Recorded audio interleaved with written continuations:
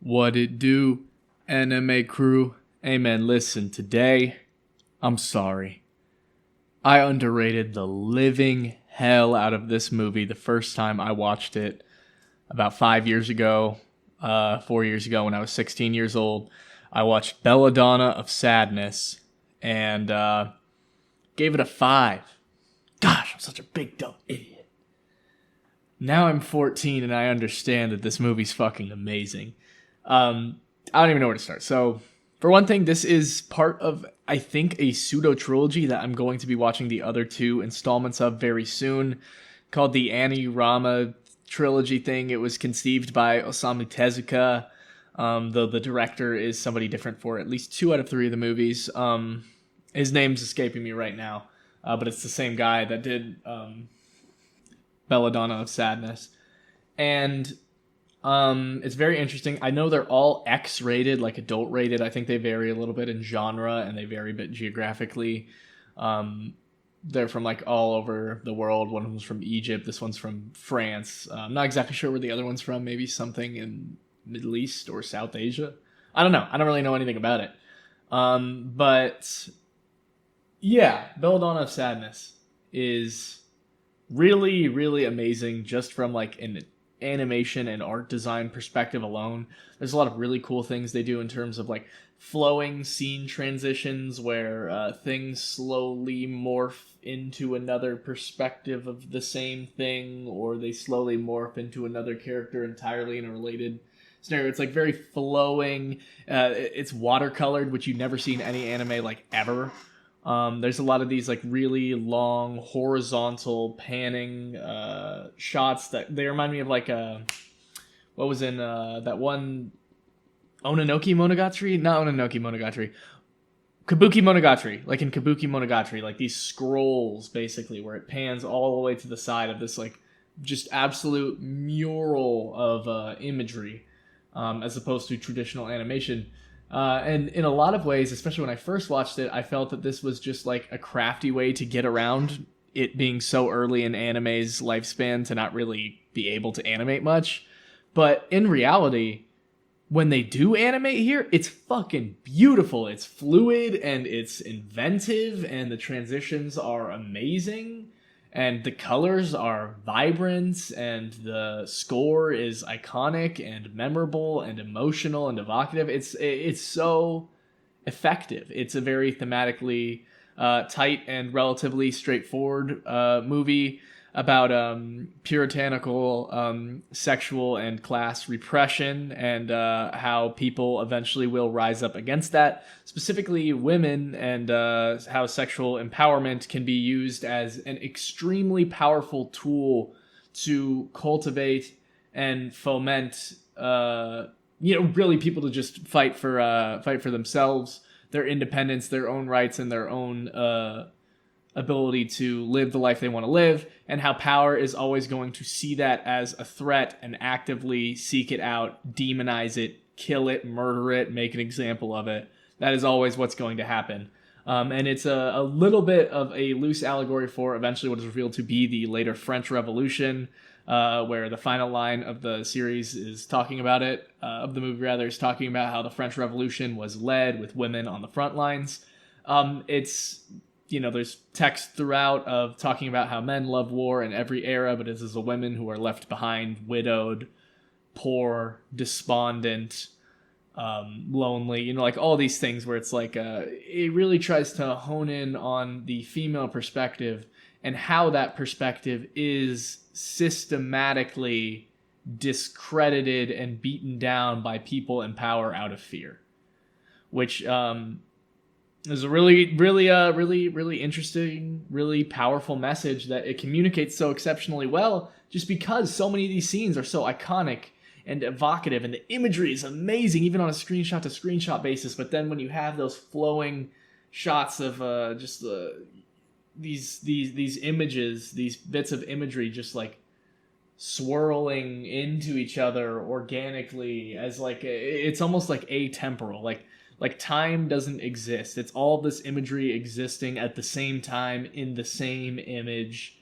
just moving and existing. I don't know. It's like it's such an artsy movie that I feel a bit out of my depth describing it without just sounding a little bit pretentious. But that is really how I feel about it. The colors are impeccable, like striking watercolor, but also extremely harsh contrast at certain points, especially when it gets more violent. There's a lot of very bizarre scenes made to just fill you with confusion and panic and like disarray. Imagery that's just there to throw you off and keep you on the edge of your seat. Obviously, I've mentioned the music before. The character designs are absolutely beautiful. It's not traditional anime designs whatsoever at all. I mean, that much should be clear from the fact that it is, watercolored and all that stuff. But the art style itself, belladonna is an iconic and beautiful character design. Absolutely stunning character design. And then the villagers and everything, it's very drab, almost. Like when it depicts the royalty, they're like lifeless. They're like skeleton people. But when it depicts the commoners, they are very rough, simple, kind of messy looking, but at the same time, definitely has a lot more warmth and energy than when it displays, displays the aristocracy in that different art style. You can even notice it in the contrast of how much animation there is when they're showing the king and the queen and the page and the knights. It's almost always those like still extremely striking high contrast images. Well, there's a lot more animation of the townspeople, sort of showing their energy, that sort of like political, revolutionary, sexual, whatever you want to call it, energy that the ruling class in this case feared, and that they were constantly at odds with. And what they ultimately, by the end of the movie, had subjugated until the final scene where you see that Jean and Jens, I don't know the difference in their names pronunciation, Jean and Jean, sacrifices ended up leading to. And to be fair, the guy, Jean, he was kind of just like there. Like he he was along for the ride. He was a little bit, he didn't dare to be cringe as much as she did.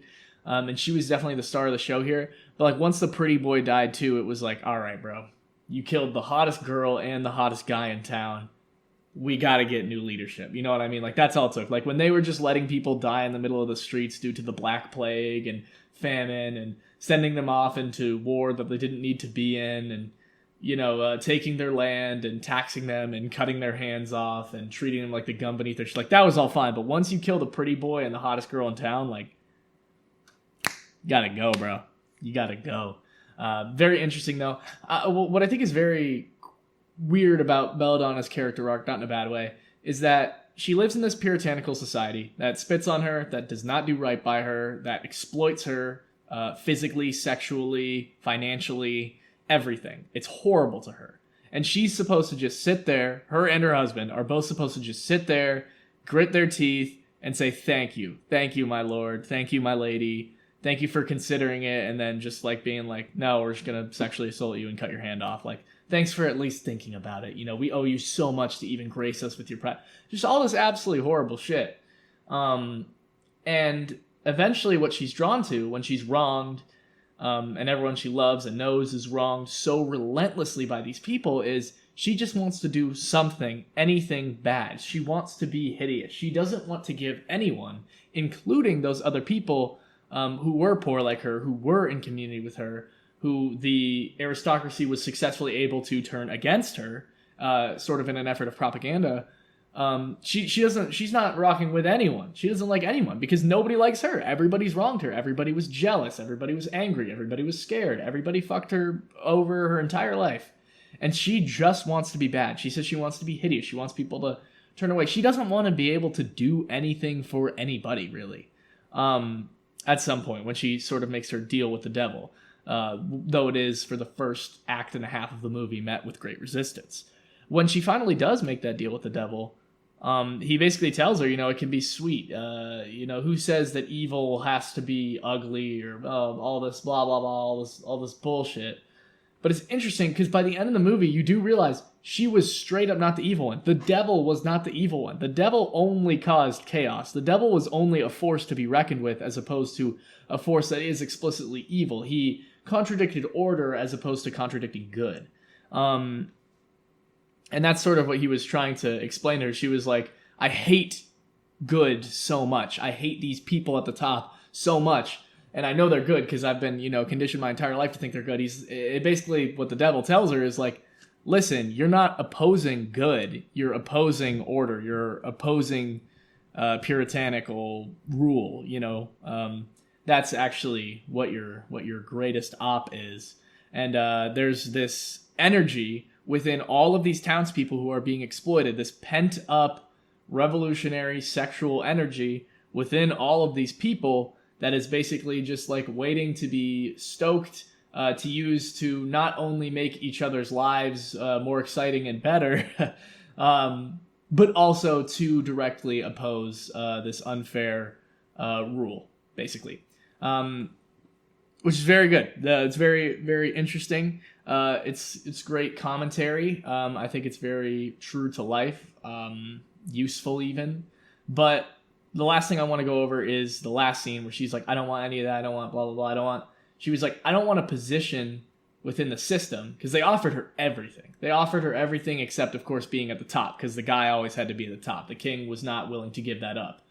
Just as the queen was not willing to give up her position as the second most powerful person in the world. She was like, no, we got to kill this bitch right now because everyone likes her more than me. And then she convinced the king that, of all that shit so that he would kill her. And then, of course, she ends up surviving. But she's like, listen, I don't want a position within this hierarchy of order. I want an entirely new system. I want it gone. I want full control, or I don't want to be a part of it. And that was sort of the final decision she made that ended up inspiring the masses, and she goes down as a martyr, burned at the stake. Her husband goes down as a martyr, killed by the state. It's a story of political revolution through sexual liberation against a puritanical, aristocratic rule, but which is like, I guess, like a fairly straightforward story that's probably been told many times.